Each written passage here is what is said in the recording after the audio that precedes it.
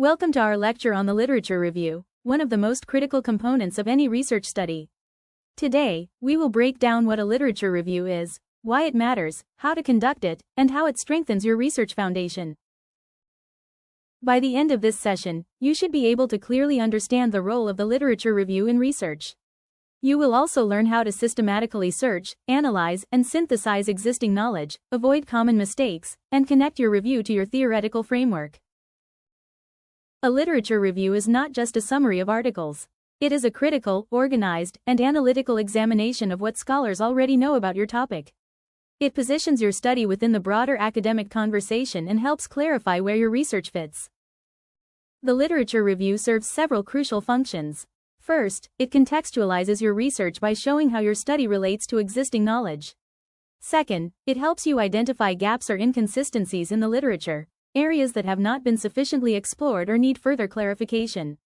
Third, it provides a justification for your research, demonstrating why your study is timely, relevant, and necessary.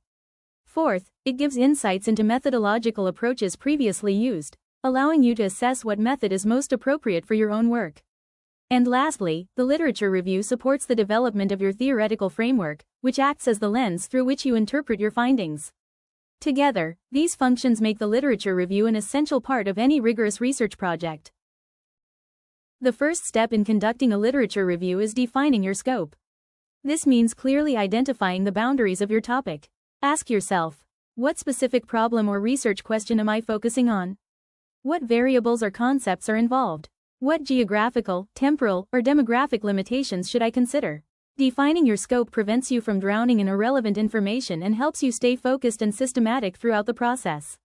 Remember, a well-defined scope leads to a well-executed review. After defining your scope, the next step is searching for relevant scholarly literature.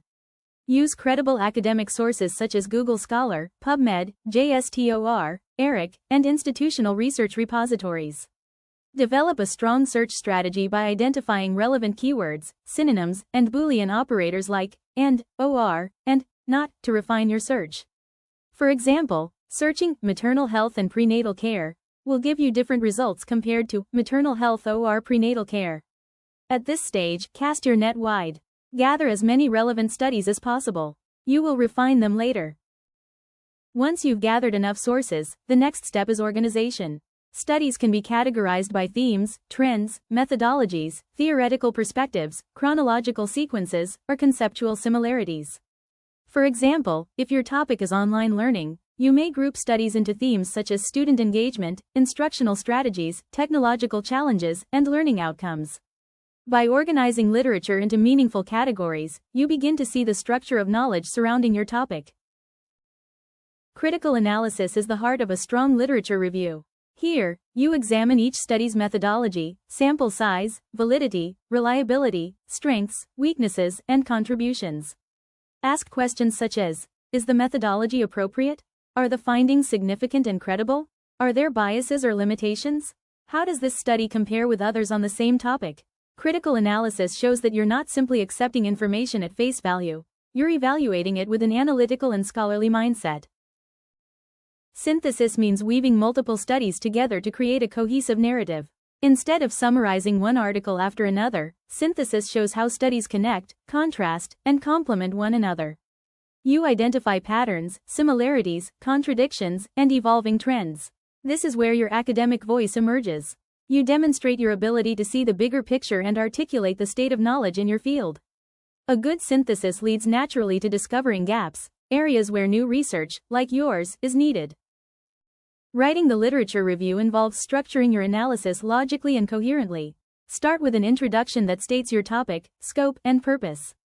The body should be organized thematically or chronologically, depending on what best suits your topic. After presenting important themes, you must synthesize the information, weaving together the findings from various studies. Finally, provide a conclusion summarizing key insights and emphasizing the identified research gaps that justify your study. Your writing should be clear, organized, and academically objective. It's important to be aware of common pitfalls that weaken literature reviews.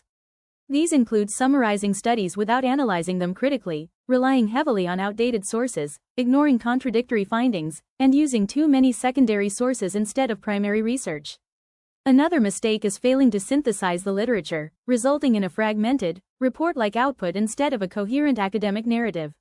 Recognizing these pitfalls early allows you to avoid them and produce a well-crafted and scholarly literature review.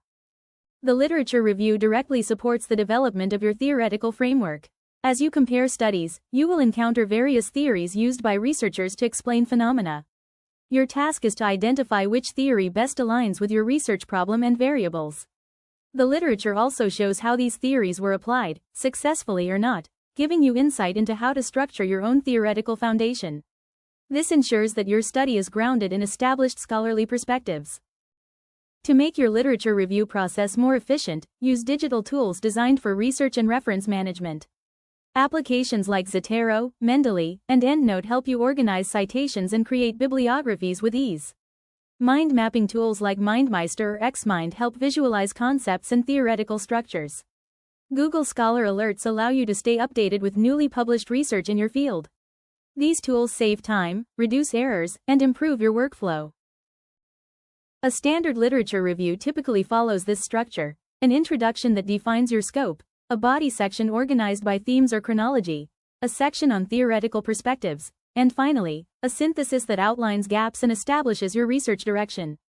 This structure ensures clarity and coherence, helping your readers follow the flow of your analysis. To summarize today's lecture, a literature review is a systematic, critical examination of existing research. It contextualizes your study, identifies gaps, and justifies your research purpose.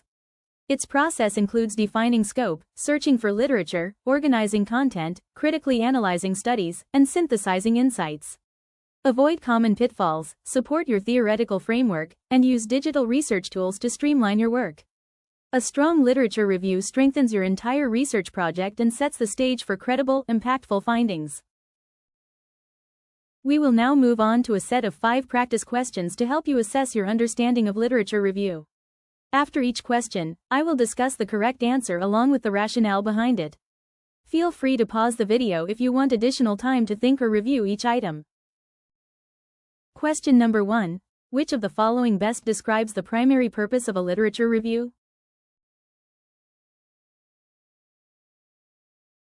For question 1, the best answer is letter B. The main purpose of a literature review is not to list or summarize articles, not to prove anything, but to identify what is known, what is unknown, and where your study fits. A good literature review reveals gaps, inconsistencies, or areas needing further exploration. This is the foundation of your study's rationale. So remember, the literature review helps explain why your study matters.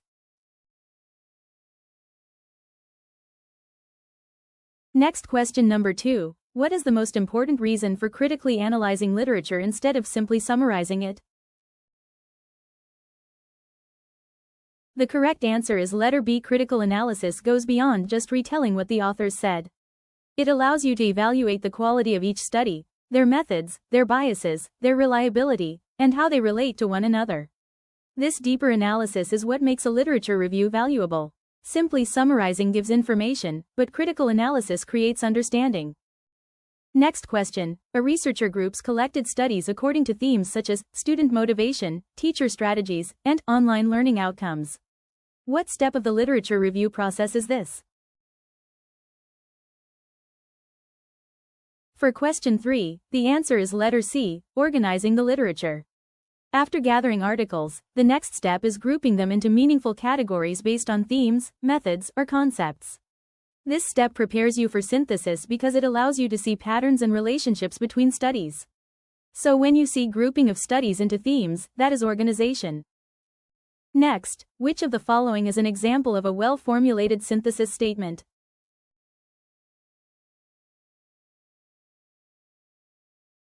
For question 4, the correct answer is letter C. Synthesis means combining findings from different studies and showing how they relate to each other, whether they agree or contradict. Option C does this by comparing multiple studies and identifying both similarities and differences. The other choices are simply summaries or general statements. A strong literature review must synthesize, not list studies one by one. Finally, question number 5, which of the following should be avoided when writing a literature review?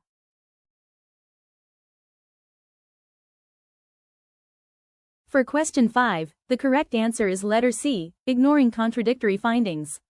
A literature review must be balanced. It must include studies that support your topic and studies that challenge it. If you ignore contradictory evidence, your review becomes biased and less credible. So always present a complete picture of the literature, including inconsistencies, debates, and opposing findings. Thank you for joining today's session on literature review. I hope this lecture clarified the process and importance of reviewing existing research. If you found this video helpful, don't forget to like, share, and subscribe to NurseNextStation, your learning partner for research, nursing education, and exam preparation. See you in our next session. Nurturing future nurses, one quiz at a time.